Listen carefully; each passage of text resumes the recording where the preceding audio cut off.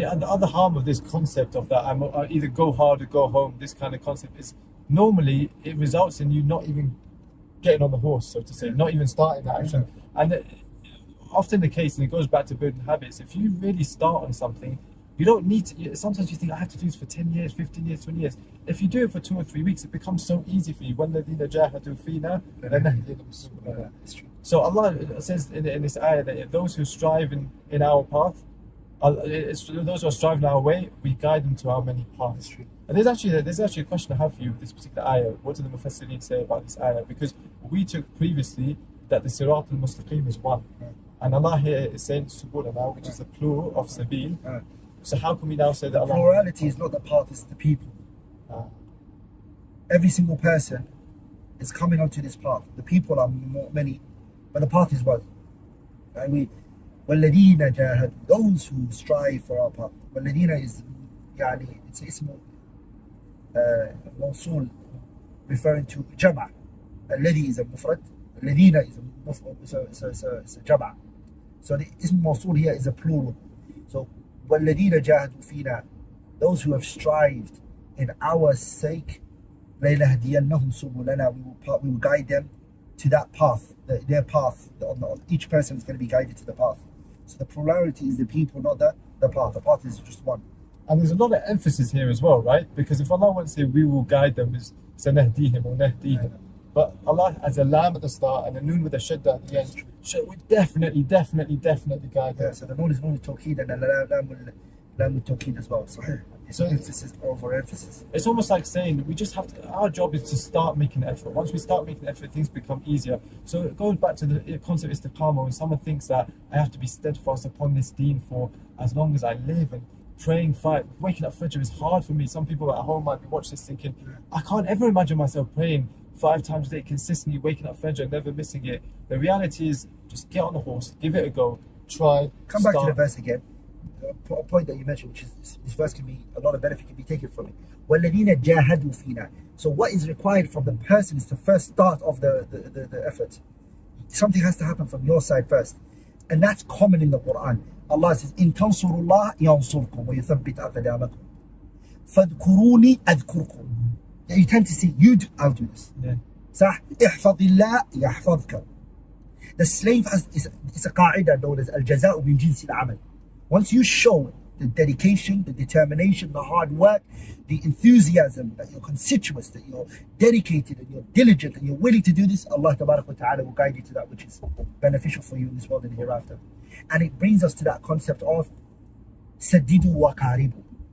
Strive to be on that path, on that way. Remember, it's not about reaching the goal, it's about dying on the path. The Prophet said in that hadith, Sadidu wa Qaribu. The Prophet said, try to be sadad, on that right path, and get it as close as possible as you can.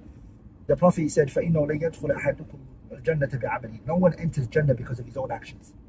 And the Sahaba, they said, قَالُوا وَلَا أَنْتَ يَا رَسُولَ اللَّهِ. Even you, O Messenger of Allah. And the Prophet said, even me. Yani even me. They said, Ya Rasulullah, are you not going to enter Jannah because of your mere actions? He goes, no. Why? Because he said, إِلَّا أَن يَتَغَمَّدَنِي اللَّهُ بِرَحْمَةٍ مِنْهُ وَفَضْلِهِ.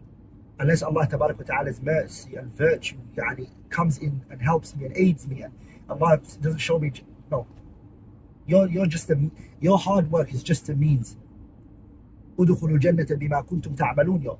It means that your actions only approves for you, but it doesn't mean it's necessary that if you work that you're going to get it. So وَالَّذِينَ جَاهَدُوا فِينَا, when we strive, Allah Tabarak wa Ta'ala, and we put that on the table, Allah is promising us here subhanahu wa ta'ala that He's going to guide us. And the more we strive, the easier it becomes. The more we strive, the cleaner our heart becomes, which means that it's easy to do the next good deeds. Good deeds breeds good deeds. And so if my message to anybody at home who might be struggling with something right now, who's thinking something's difficult and thinking this is such a far goal or I'll never get there, start on the path and Allah will make the rest easy for you, inshallah. It's true. A lot of people, when they think about istiqamah and steadfastness, they're thinking about being able to perform good deeds on a consistent basis.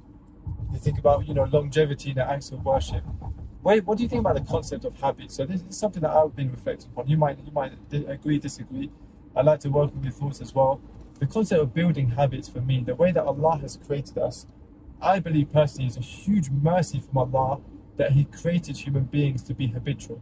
What do I mean by that? I mean, like, you know, when you're a kid, for example, and you have to brush your teeth, and I don't want to brush my teeth. Oh no, you're running away from me. You don't want to brush your teeth. As you do it more and more in life, it doesn't become difficult. It just becomes easy. It just becomes a habit. It just becomes part of who you are. And I always liked to brush my teeth when I was young, but carry on. I think I used to run away from it. And it's just so this can also be applied, and also we have to be wary of doing this in acts of worship, because we don't want it to become like an aada, just a habit. Obviously, we want to always remember this is an act of worship, keep that intention at the forefront of my mind, of the mind. But there is a certain element that when you first come into the Deen, for example, you're trying to wake up for Salat al-Fajr. You're waking up Fajr is difficult. It's not easy for you. As you do it more and more and more, it becomes easier and easier for you. Now, Allah didn't have to create us like that. It could have been the case that the way you're doing it 10 years later is the same difficulty in all of your acts of worship that you found 10 years previously. But I think it's a huge mercy from Allah that we can actually get used to these things, if that makes sense. To a certain extent, like it becomes easier on us. Well, what do you think of that concept? You see, the concept of continuation and consistency of something, generally speaking, brings results even if it's done in a small quantity, Shahid. And even if it's done in a small quantity, a lot of times this is what happens to us. I think we touched on it before as well, which is if we want to do something, we have to do it so big and it has to be clear, or else I'm not going to do it. Yeah, a lot of people fall into this. Big time. But that's not what matters. What matters is that it's continuous, even if it's small, because you get far as well.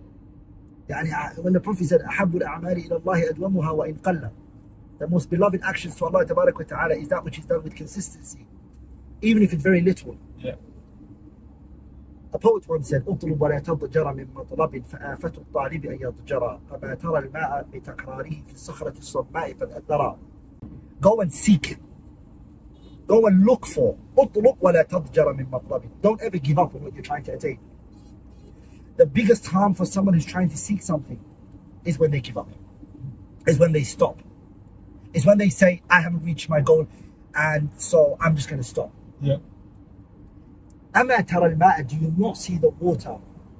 Do you not see the water? أما ترى الماء بتكراره, the repetition of the water actually penetrates through a rock. Have you ever actually have you seen it, Shai? I've personally not seen it. I've heard that line of poetry before, but I've not. You seen it? Yeah, I've seen it. No. Honestly, I've seen it. I was shocked. Wallahi. I actually saw it. I saw a stone. Where was it? Make a hole inside in the UK. I saw a stone, a water that kept dropping.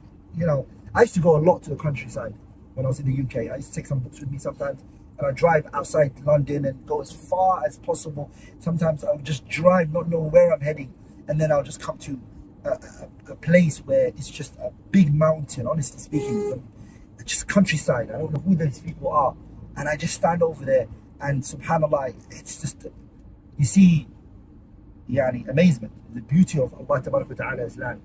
So I saw things like that. I saw water just kept dropping on a stone, on a rock, to the point where it penetrates. It actually penetrated. It made it black, and it made a hole inside it.